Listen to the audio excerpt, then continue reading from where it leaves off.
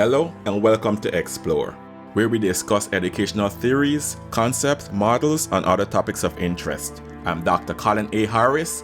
Thank you for joining us.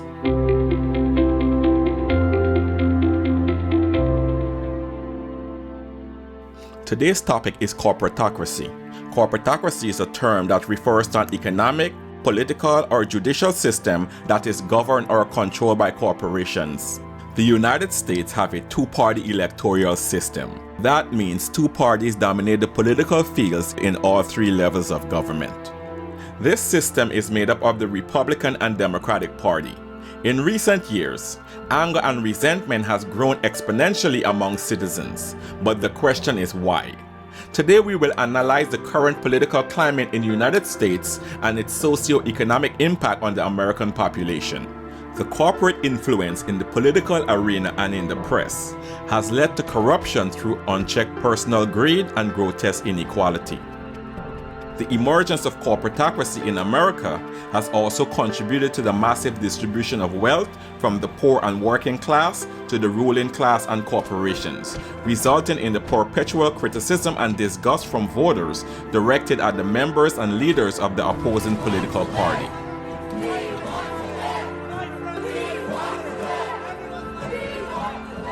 In most instances, this reaction is a gross misdirection of anger and resentment, because the true crisis is that both the Republican and Democratic parties have collectively facilitated the corporate capture of the American government. Let's play a lightning round game. I'm going to be the bad guy, which I'm sure half the room would agree with anyway, and I want to get away with as much bad things as possible, ideally to enrich myself and advance my interest, even if that means putting my interests ahead of the American people. So, if I want to run a campaign that is entirely funded by corporate political action committees, is there anything that legally prevents me from doing that? No.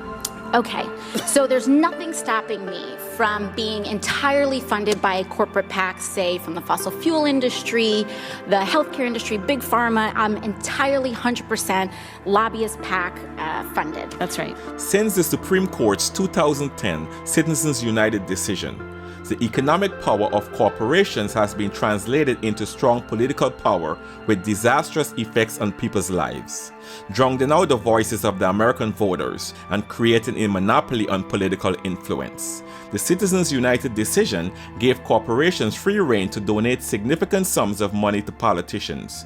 Most Americans, 83% to be exact, agree that corporate political spending drowns out the voices of average Americans. These members also believe that corporations and corporate CEOs have too much political power and influence. It's totally legal right now for me to pay people off, and that is considered speech. That money is considered speech. So I use my special interest dark money funded campaign to pay off folks that I need to pay off and get elected. So now I'm elected, now I'm in, I've got the power to draft, lobby, and shape the laws that govern the United States of America. Fabulous. Now, is there any hard limit that I have in terms of what legislation I'm allowed to touch? Are there any limits on the laws that I can write or influence, especially if I'm based on the special interest funds that I accepted to finance my campaign and get me elected in the first place? There's no limit. So there's none. So I can be totally funded by oil and gas. I can be totally funded by big pharma, come in, write big pharma laws, and there's no limits to that whatsoever. That's right. Ultimately, under the current fantasy political system, the government is designed to enrich those who are in power. The question is, how did the founding fathers' design go so astray? We can answer this question by simply looking in the mirror. Yes, we the people fail to understand what the rich and powerful know so well. That is, money is one of the most substantial sources of power in a representative democratic society. I'm talking about this. Human and social values are also essential in America's political debate. For example, the Republican Party emphasizes individual freedom, while the Democratic Party emphasizes community. These values are routinely used as weapons by politicians of both parties to incite culture wars within the population and to virtue signal. But why? It's to evoke emotional responses and distract us from the issues that would benefit us financially. In the United States, the elites and corporate donors influence military spending, healthcare, immigration, and other policies affecting many human and social issues. This indicates that we have moved from a democratic society to a state of corporatocracy, where our leaders are political commodities to be bought and sold to the highest bidder. Keith McCoy thinks he's being headhunted for a new job. In fact, of course, he's being covertly filmed. So tonight, a man boasting at a job interview, or a never-seen-before look at how big oil tries to manipulate big power, or both? First, the targets. Congressmen are fish. Exxon is the fisherman. When you have an opportunity to talk to a member of Congress, I liken it to fishing, right? You have bait, you throw that bait out, it's all these opportunities that you use, and to use the fishing analogy again, just to kind of reel them in, because they're a captive audience. They know they need you and I need them. Senators pressed to do Exxon's bidding behind closed doors. You want to be able to go to the chief, and so that the chief knows you, that you can go to the chief and say, look, we've got this issue. We need Congressman so-and-so to be able to introduce this bill. We need him to make a floor statement. We need him to send a letter. You name it. We've asked for everything. So who are the fish?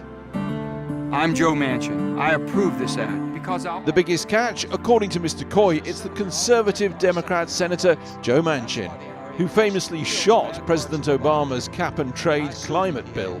and I'll take dead aim at the cap-and-trade bill. Joe Manchin, I talk to his office every week. He is the kingmaker, and he's not shy about sort of staking his claim early and completely changing the debate. Legal declarations show that Senator Manchin has received tens of thousands of dollars from ExxonMobil and its trade associations.